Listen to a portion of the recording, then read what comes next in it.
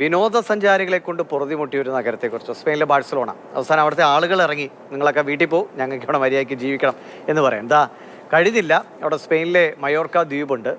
അവിടെ ഈ വിനോദസഞ്ചാരികൾ കൂടി അവസാനം അവിടുത്തുകാർക്ക് താമസിക്കാൻ വീടില്ലാതെ ഈ സാധാരണക്കാരായവരൊക്കെ അവരുടെ വാഹനങ്ങളിൽ, അതായത് വാനോ അല്ലെങ്കിൽ അങ്ങനെയുള്ള വാഹനങ്ങളിൽ അതൊരു വീടാക്കി മാറ്റി താമസിക്കേണ്ട അവസ്ഥയാണ്. വല്ലാത്ത പ്രതിഷേധമൊക്കെ ഉണ്ട്.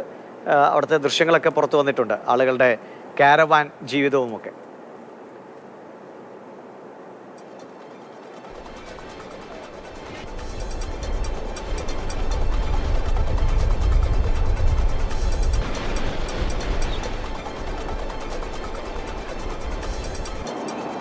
കാർത്തിക മഠത്തിൽ പറയുന്നത് ഈ കാണുന്ന പോലെയുള്ള കാരവാനുകളിലൊക്കെയാണ് ഇപ്പോൾ അവിടുത്തുകാർ ജീവിക്കുന്നത്. കാർത്തിക, ദിവസങ്ങൾക്ക് മുമ്പാണ് ബാഴ്സലോണയിൽ. അപ്പോൾ നമ്മൾ വിചാരിച്ചു, സാധാരണ നമ്മളൊക്കെ നമ്മുടെ നാട്ടിലേക്കും വിനോദസഞ്ചാരികളെ വരൂ എന്ന് പറഞ്ഞു വിളിക്കുകയാണ്, കാരണം നമ്മുടെ വരുമാനം കൂടും അല്ലേ, വലിയ സാധ്യതകളുണ്ട് എന്നൊക്കെ. പക്ഷെ വിനോദസഞ്ചാരികൾ മൂലം സ്വന്തം നാട്ടുകാർക്ക് ഒരു വാനിലൊക്കെ ഒതുങ്ങിക്കൂടേണ്ടി വരിക എന്ന് പറഞ്ഞാൽ കഷ്ടമാണ്. ഒരു ജനൽ പോലും തുറക്കാൻ സമ്മതിക്കുന്നില്ല എന്നാണ് അവിടുത്തെ അമ്മമാരൊക്കെ പറയുന്നത്. എന്ത് പരിഹാരമാണ്? ആളുകളുടെ വല്ലാത്ത രോഷമാണ്. തീർച്ചയായിട്ടും വളരെ സങ്കടകരമായിട്ടുള്ള ഒരു കാഴ്ചയാണ്. കാരണം സ്വന്തം നാട്ടിൽ, സ്വന്തം രാജ്യത്ത് ഒരു തരി സ്ഥലം പോലും സ്വന്തമായി ഇല്ലാതെ ഒരു വാഹനത്തിൽ കിടക്കേണ്ടി വരിക, വാഹനത്തിൽ താമസിക്കേണ്ടി വരിക എന്ന് പറയുന്നത് വളരെ പ്രയാസകരമായിട്ടുള്ള ഒരു കാര്യമാണ്. അവിടെ ഈ ടൂറിസ്റ്റുകളുടെ ഒരുപാട് ടൂറിസ്റ്റുകൾ വരുന്നത് കാരണം അവിടെയുള്ള ആളുകൾക്ക് താമസിക്കാൻ ഒരു സ്ഥലമില്ല. കാരണം വീടിന് വാടക വളരെയധികം ഉയർത്തിക്കൊണ്ടിരിക്കുകയാണ്. എനിക്ക് തോന്നുന്നു ഞാൻ തന്നെയാണ് ബാഴ്സലോണയിൽ ഉണ്ടായ ഇതേ സംഭവത്തെക്കുറിച്ച് കുറച്ച് ദിവസങ്ങൾക്ക് മുമ്പ് ഞാൻ തന്നെയാണ് അതിനെപ്പറ്റി സംസാരിച്ചത്. ഇവിടെയും സമാനമായ അന്തരീക്ഷമാണ്. ടൂറിസ്റ്റുകൾ ഒരുപാട് വരുന്നത് കാരണം അവിടെയുള്ള ആളുകൾക്ക് താമസിക്കാൻ സ്ഥലമില്ല. വീടിന് വാടക കുത്തനെ ഉയർത്തുകയാണ്. അതുകൊണ്ട് ചെറിയ അഫോർഡബിൾ ആയിട്ടുള്ള നിരക്കിൽ അല്ലെങ്കിൽ പൈസയ്ക്ക് അവർക്ക് താമസിക്കാൻ സ്ഥലം കിട്ടുന്നില്ല. അപ്പോൾ ഗവൺമെൻറ്, അവിടുത്തെ ഒഫീഷ്യൽസ് തന്നെ പറയാണ്, അവർ വേസ്റ്റ് ഡംപ് ചെയ്യുന്ന 3 സ്ഥലങ്ങളുണ്ട്, ഒരു സീവേജ് പ്ലാന്റ് പോലെ.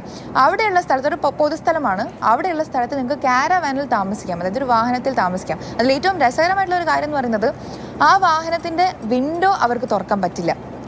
ആ വാഹനത്തിൻ്റെ പുറത്ത്, പൊതുസ്ഥലമായതുകൊണ്ട് ആ വാഹനത്തിൻ്റെ പുറത്ത് ഒരു ടേബിളോ ഒരു ചെയറോ അവർക്ക് ഇടാൻ പറ്റില്ല. കാരണം ഫൈൻ ഈടാക്കും. പോലീസുകാർ വന്നിട്ട് ഫൈൻ ഈടാക്കുന്നു, അവരെ പേടിപ്പിക്കുന്നു.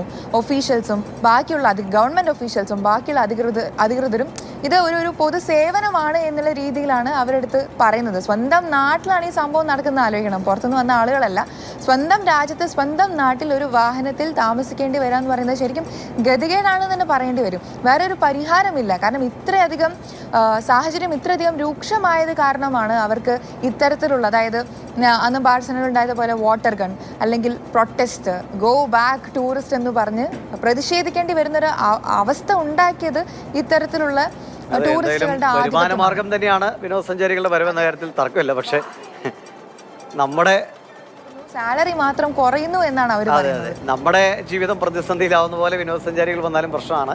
എന്തായാലും അവിടുത്തെ അധികൃതരൊക്കെയാണ് അതിൽ തീരുമാനമെടുക്കേണ്ടത്. അവസാനം ഈ വാർത്തയൊക്കെ കേട്ട് അങ്ങോട്ട് ആളുകൾ ചെല്ലാതിരുന്നാലും അതും വേറെ പ്രതിസന്ധിയാവും. കാര്യങ്ങളൊക്കെ നന്നായി പോട്ടെ. ശരി കാർത്തിക.